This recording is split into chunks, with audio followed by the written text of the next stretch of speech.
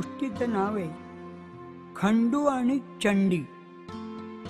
खंडू नावाचा एक गरीब शेतकरी होता. दिवसभर काबाड कष्ट करायचे. स्वभावाने अतिशय गरीब. जे काही त्याची बायको त्याला देत असेल भाकरी तुकडा तो खाऊन तो संतुष्ट असायचा. त्याची बायको, तिचं नाव होतं चंडी. नावाप्रमाणेच खरोखरी चंडी. खंडूची रोज ती कडा कडा भांडायची. त्याला शिळी भाकरीवर खायला द्यायची. आणि खंडू शेतावर गेला की स्वतः मात्र छान छान चमचमीत पदार्थ करून खायचे. कधीतरी शिरा, कधीतरी भजी. त्याला मात्र रोज शिळी भाकरी. पण खंडू कधीही भांडला नाही, काही बोलला नाही. एक दिवस असाच तो शेतामध्ये काम करत होता. दुपारी 12 वाजले आणि सहजपणे भाकरी खाताना एक पाखरू झाडावरती येऊन बसलं आणि हाका मारायला लागलं, खंडू, एक खंडू, मला दे ना भाकरीचा तुकडा. खंडू अतिशय दयाळू. पटकन त्याने भाकरीचा तुकडा दिला. ते पाखरू खंडूच्या हातावर येऊन बसलं. त्याच्याशी गुलूगुलू गुलूगुलू गोष्टी करायला लागलं. खंडूला ते पाखरू फार आवडलं. आणि आता रोजच असं व्हायचं. खंडू भाकरी घेऊन आला, भाकरीचं गाठोडं उघडलं की ते पाखरू येऊन बसायचं. खंडू, मला दे ना भाकरी. लगेच तो आपल्या भाकरीतला एक तुकडा त्या पाखराला देतात. ते पाखरू छान छान छान छान रानावनातल्या गमती जमती सांगायचं.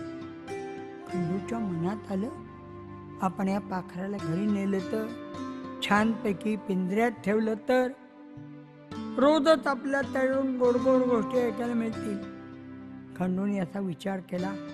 बाजारातून पिंजरा आणला. त्या पेलाला आतमध्ये पिंजऱ्यात ठेवलं.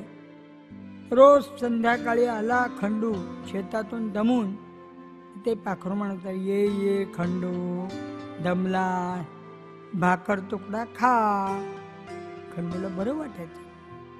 चंडी सुद्धा कधी त्याच्याशी असं प्रेमाने बोलायचं नाही, पण ते पाखरू मात्र त्याच्याशी प्रेमाने बोलायचं. आणि मग पुढे पुढे काय झालं, ते पाखरू चंडीच्या चहाड्या सांगायला लागलं, खंडू, आज तू शेतावर गेलातास ना, आज चंडीने काय केलं माहितीये का, शिरा करून खाल्ला, भजी करून खाल्ली. खंडू म्हणला, असं मला शिळी भाकरी देते आणि स्वतः मात्र चमचमीत शिरा भजी. चंडीला राग आला त्या पाखराला. माझ्याबद्दल चहाड्या करत काय. एक दिवस खंडू शेतामध्ये गेला असताना चंडी त्या पिंजऱ्याजवळ आली.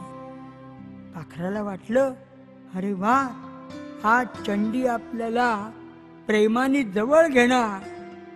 पण तसा काही प्रकार नव्हता. चंडीच्या हातामध्ये धारदार सुरी होती.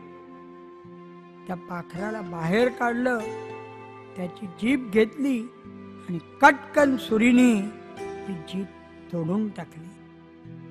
त्या पाखराला बोलता येईना. त्याच्या तोंडातून रक्त व्हायला लागलं.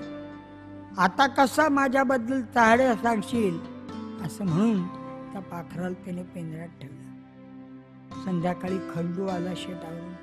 पण नेहमीप्रमाणे, ये खंडू, दमलास का, असा पाखराचा त्याने आवाज ऐकला नाही.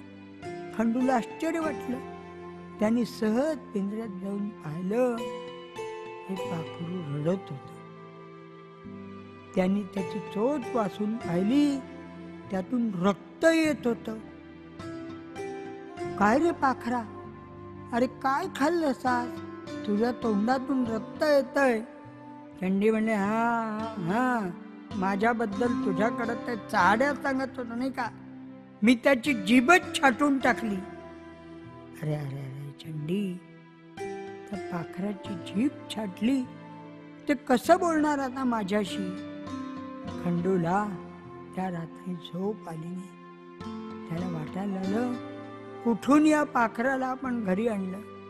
छानपैकी वनामध्ये मुक्त विहार करत होतं. दुसऱ्या दिवशी त्याने पाखराला घेतलं, पिंजऱ्यातून बाहेर काढलं. बाबा रे, जा पुन्हा रानावनात जा. ते पाखरू भुरकन रानात उडून गेलं. पण ते पाखरू गेल्यापासून खंडूला मात्र चैन पडेना. रोज दुपारी भाकरी खात आला, त्या पाखराची त्याला आठवण येते. एक दिवस त्याच्या मनात आलं, त्या पाखराला विचारतं, तर तू कुठं राहतोस रे? त्यांनी सांगितलं, तर 60 डोंगर ओलांडायचे, त्याच्या पलीकडे एक ओढा आहे. ओढ्याच्या काठी आंब्याचं झाड आहे. त्या आंब्याच्या झाडाच्या ढोलीमध्ये मी, माझी पिल्लं आणि माझी बायको असे आम्ही सगळे राहतो. खंडू त्या दिवशी शेतातून घरी आलाच नाही. शेतामध्ये दुपारी जेवण झालं, भाकरीचं गाठोडं त्याने बंद केलं आणि धपा धपा धपा धपा चालत चालत त्याने 60 डोंगर ओलांडले. ओढा लागला, त्या आंब्याचं झाड लागलं आणि आश्चर्य म्हणजे ते पाखरू सुद्धा उडत उडत खंडूकडं आलं. ये खंडू, ये खंडू, किती दिवसांनी आला, मला फार बरं वाटलं. तिची पिलाई चुचू चुचू करायला लागली. काय रे पाखरा, अरे चंडीनी तर तुझी जीभ कापली, ती तुला पुन्हा बोलता येतंय? हो ना, आमच्या वनदैवतेने जादू केली आणि मला पुन्हा बोलता यायला लागलं. ये ये ये ये खंडू, ये बस. तू दमला असशील, आमच्या रानातला मेवा तुला देतो. पण पाखरांनी आणि त्या पिलांनी भराभरा या झाडावरनं त्या झाडावर जाऊन छान छान फळं गोळा केली आणि ते खंडूला खायला दिली. कित्येक दिवसानंतर खंडूला असा रानचा मेवा मिळाला. त्याला खूप आनंद झाला. तो निघाला संध्याकाळी. म्हणलं घरी गेलं पाहिजे. थांब थांब खंडू, तू आमच्याकडे पाहुणा म्हणून आलास, एक छोटीशी भेट आम्ही तुला देणार आहोत. वरतून 2 पेट्या आणल्या. एक मोठी पेटी होती, एक छोटी पेटी होती. तुम्हा मुलाने विचारलं, तुम्ही कोणती पेटी घ्याल? तुम्ही म्हणाल आम्हाला मोठी पेटी हवी. पण खंडू म्हणला नको, मला छोटी पेटी हवी. त्यांनी छोटी पेटी घेतली आणि भरा भरा भरा भरा निघाला. ते पाखरी त्याला निरोप देत होतं, पुन्हा ये खंडू, पुन्हा ये खंडू. खंडू घरी आला. चंडी मंडी कुठं गेला होता? पाखराला भेटायला. मग पाखरू बोलायला लागलं का? हो ना, माझ्याशी छान बोललं. वनदेवीने जादू केली, त्याला आता बोलता येतंय. मग काही दिलं का त्यांनी? हो ना, हे बघ. चंडीने पाहिलं छोटीशी पेटी. त्या पेटीमध्ये एक सुंदरसा रत्नाचा हार मिळाला. अगं 2 पेट्या होत्या. मी म्हणलं मोठ्या पेटीचं ओझं कशाला, छोटीच पेटी बरी. बावळटच आहेस तू. मी असते तर मी मोठी पेटी घेऊन आले असते. कुठं राहता पाखरू, मला सांग बरं. चंडी उतावीळ, तिला घाई झाली. ती दुसऱ्या दिवशी कोंबडं आरवल्यावर चंडी उठली. आंघोळ केली नाही, काही नाही. लगा लगा लगा लगा निघाली. 60 डोंगर पार केले. ओढा आला, आंब्याचं झाड आलं. चंडीला आलेलं पाखरांनी पाहिलं. पिलं चिव चिव चिव चिव चिव चिव करायला लागले रागा रागाने. पाखरांनी सांगितलं, नाही, माणसं आपल्याशी कशी वागली तरी आपण त्यांच्याशी वाईट वागायचं नाही. मग चंडीला सांगितलं, ये चंडी, ये चंडी, आमचा रानचा मेवा घे. नको नको रानचा मेवा. अगं तू आले, जमलेली आहेस.